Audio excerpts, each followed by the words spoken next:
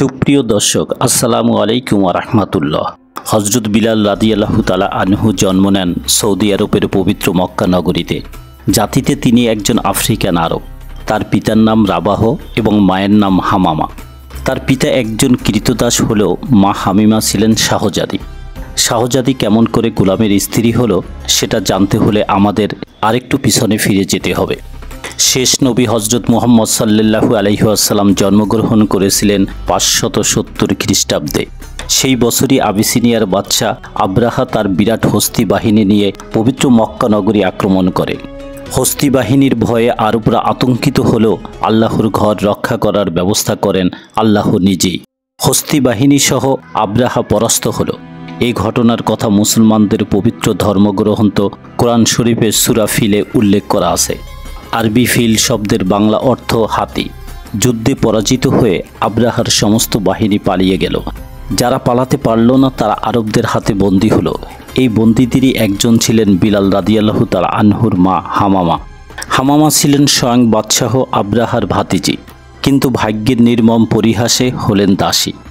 সম্ভ্রান্ত কুরাইশ বংশের এক ব্যক্তি খলফের ঘরে তার স্থান হলো দাসী হিসেবে।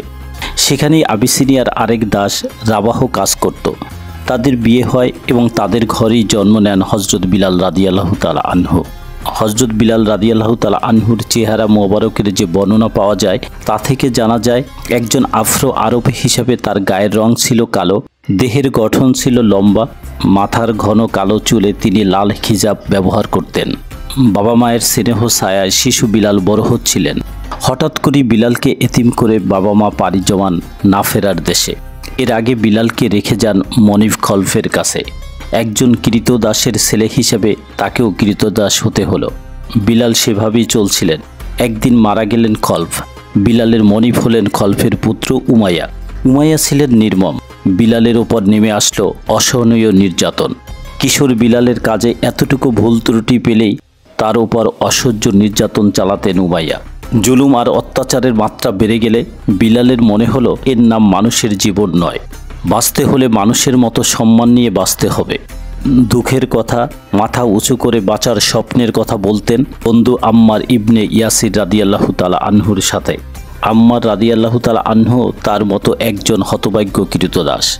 আম্মার রাদিয়াল্লাহু তাআলা আনহু পরে নবী সাল্লাল্লাহু আলাইহি ওয়াসাল্লামের প্রিয় সাহাবাদের একজন হয়ে ওঠেন এবং তার হাতেই স্থাপিত হয় ইসলামের প্রথম মসজিদের ভিত্তিপ্রস্তর। হযরত আম্মার রাদিয়াল্লাহু তাআলা আনহুর ভিত্তিপ্রস্তর স্থাপনকৃত মসজিদটি বর্তমানে মসজিদে কুবা। আম্মারের উপর তার মনিব অত্যাচার চালাতেন। তাকে মরুভূমির তপ্ত বালিতে শুয়ে শাস্তি দেওয়া হতো। জালিম মনিবের অত্যাচারী মৃত্যুবরণ করেছিলেন তার মা বাবা। আম্মারের কাছেই বিলাল রাদিয়াল্লাহু তাআলা আনহু শুনলেন মহানবী হযরত মুহাম্মদ সাল্লাল্লাহু আলাইহি ওয়াসাল্লামের নাম। দুজনেই সিদ্ধান্ত নিলেন ইসলাম গ্রহণ করবেন। একসময় সেটা করেও ফেললেন। বিলাল রাদিয়াল্লাহু তাআলা আনহুর ইসলাম গ্রহণের খবর চাপা রইল না।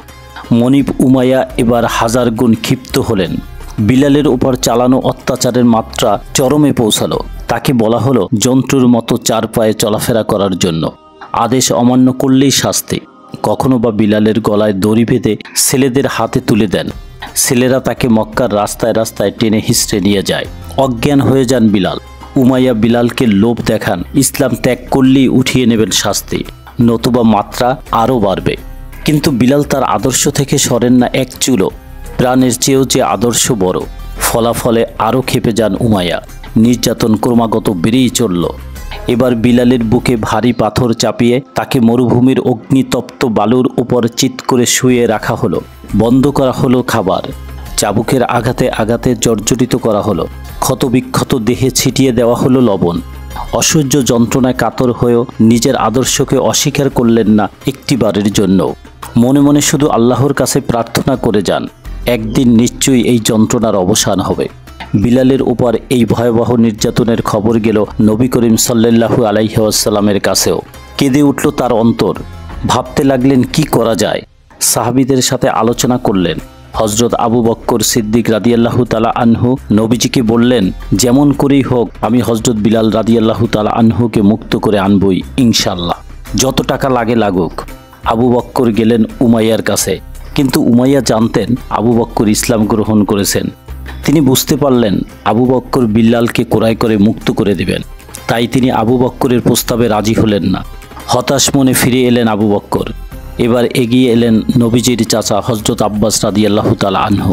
তিনি বললেন, আমি যেহেতু এখনও ইসলাম গ্রহণ করিনি, তাই উমাইয়া আমার কাছে বিলালকে বিক্রি করতেও পারে। তাই হলো। উমাইয়া রাজি হলো, তবে অর্থ নয়, তাকে গোলামের বদলে গোলাম দিতে হবে। তাই সে পেল। এই প্রথম মুক্তির স্বাদ পেলেন বিলাল রাদিয়াল্লাহু তাআলা আনহু। রাসূল সাল্লাল্লাহু আলাইহি ওয়াসাল্লামের সহচর্যে তার জীবন শুরু হলো নতুন করে। বিলাল রাদিয়াল্লাহু তাআলা আনহু যখন ইসলাম গ্রহণ করেন, তৎকালীন ইসলাম অনুসারীর সংখ্যা ছিল হাতে গোনা 10-12 জন। প্রায় আক্রমণ চালানো হতো তাদের ওপর। তাই নবীজি আদেশ দিলেন আবিসিনিয়া হিজরতের। সবাই বিলালকে অনুরোধ করল তাদের সাথে যাওয়ার জন্য, কিন্তু প্রাণের নবীকে ছেড়ে বিলাল কোথাও গেলেন না। এর কিছুদিন পর নবীর আদেশে বাধ্য হয়ে মদিনায় হিজরত করলেন। কিছুদিন পরের কথা, নবীজি সাল্লাল্লাহু আলাইহি ওয়াসাল্লাম মদিনা সফরে গেলেন। নামাজ পড়ার জন্য মসজিদ তৈরি হলো, কিন্তু সমস্যা দেখা দিল লোকজনকে একত্রিত করা নিয়ে। কি করা যায় তা নিয়ে ভাবতে লাগলেন সবাই। একদিন নবীজির আরেকজন প্রিয় সাহাবা আব্দুল্লাহ বিন জায়েদ রাদিয়াল্লাহু তাআলা আনহু স্বপ্নাদেশের মাধ্যমে আজানের কথাগুলো শুনলেন। নবীজিকে শোনাতেই তার পছন্দ হলো। তিনি আব্দুল্লাহ বিন জায়েদকে আদেশ দিলেন বিলাল রাদিয়াল্লাহু তাআলা আনহুকে কথাগুলো শিখিয়ে দেওয়ার জন্য। বিলাল রাদিয়াল্লাহু তাআলা আনহুর কণ্ঠস্বর অত্যন্ত সুরেলা এবং মিষ্টি হওয়ায় নবীজি সাল্লাল্লাহু আলাইহি ওয়াসাল্লাম বললেন, বিলালই হবে ইসলামের প্রথম মুয়াজ্জিন। তার আজানে মন এক অদ্ভুত পবিত্রতায় ছেয়ে যেত। মহানবী সাল্লাল্লাহু আলাইহি ওয়াসাল্লামের ইন্তেকালের আগ পর্যন্ত মসজিদে নববীতে একটানা 11 বছর আজান দিয়েছেন বিলাল রাদিয়াল্লাহু তাআলা আনহু। তিনি নবী করিম সাল্লাল্লাহু আলাইহি ওয়াসাল্লামের এবং প্রায় সমস্ত সাহাবাদেরই প্রিয়ভাজন ছিলেন। নবীজিকে তিনি প্রাণের চেয়েও বেশি ভালোবাসতেন। এক সময় অসুস্থ হয়ে নবীজি সাল্লাল্লাহু আলাইহি ওয়াসাল্লাম ইন্তেকাল করলেন।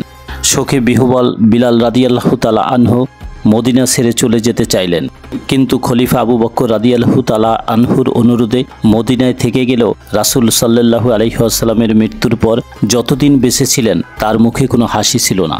বন্ধ করে দিলেন আজান দেওয়া। সিরিয়ার যুদ্ধের সময় সেখানে পাড়ি জমালেন। বীরত্বের সাথে অংশ নিলেন জিহাদে। ভাগ্যের এমনই লীলা খেলা যে উমাইয়ার হাতে বিলাল রাদিয়াল্লাহু তাআলা আনহুকে দিনের পর দিন অসহনীয় অত্যাচার সহ্য করতে হয়েছে, সেই উমাইয়ার মৃত্যু হলো বিলাল রাদিয়াল্লাহু তাআলা আনহুর হাতে।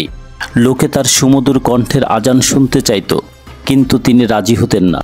শেষমেশ খলিফার অনুরোধ রাখতে গিয়ে রাজি হলেন ঠিকই, কিন্তু সম্পূর্ণ আজান শেষ করার সাথে সাথেই বেহুশ হয়ে গেলেন। তারপর তার আজান দেওয়া একেবারেই বন্ধ হয়ে গেল। যেখানে তার প্রাণের নবীজি নেই, সেখানে তিনি কেমন করে আজান দেবেন? তবু সাহাবীরা তাকে অনুরোধ করল, কিন্তু বিলাল রাদিয়াল্লাহু তাআলা আনহু আগেরই মতো নিশ্চল। এবার সাহাবীরা অন্য এক উপায় বের করল। নবীজির দুই দৌহিত্র হযরত হাসান রাদিয়াল্লাহু তাআলা আনহু এবং হযরত হুসাইন রাদিয়াল্লাহু তাআলা আনহুকে ধরলেন বিলাল রাদিয়াল্লাহু তাআলা আনহুকে আজান দিতে অনুরোধ করার জন্য। তাদের অনুরোধ বিলাল রাদিয়াল্লাহু তাআলা আনহু ফেলতে পারলেন না। এই ছিল তার শেষ আজান। এই আজান তিনি আর শেষ করতে পারেননি। আজানের মাঝেই অজ্ঞান হয়ে যান। এরপর মদিনা ছেড়ে তিনি চলে গেলেন সিরিয়ায়। একসময় চিরবিদায়ের ডাক এলো।